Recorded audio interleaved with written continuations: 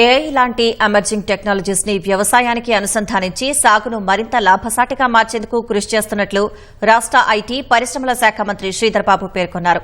Assembly ప్రాంగణంలో రెబే corridor ఆధ్వర్యంలోని Germany ప్రతినిధులు మంత్రి శ్రీధర్ బాబును మర్యాదపూర్వకంగా కలిశారు. ఎమర్జింగ్ టెక్నాలజీస్తో అన్ని రంగాల పరిశ్రమలను అనుసంధానించేందుకు ప్రభుత్వం తరపున తీసుకుంటున్న చర్యలను మంత్రి వారికి వివరించారు.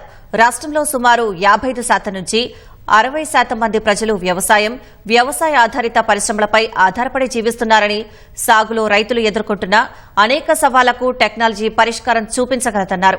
ఆ దిశగా రైతన్నలకు మేలు జరిగేలా మరిన్ని ఆవిష్కరణలు రావాల్సిన అవసరం ఉందని అభిప్రాయపడ్డారు.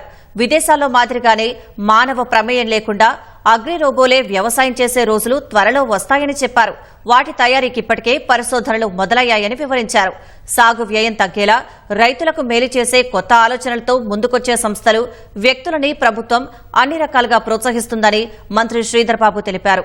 వ్యవసాయ రంగంలో టెక్నాలజీ వినియోగంపై జర్మనీ ప్రభుత్వంతో కలిసి పనిచేస్తామని చెప్పారు.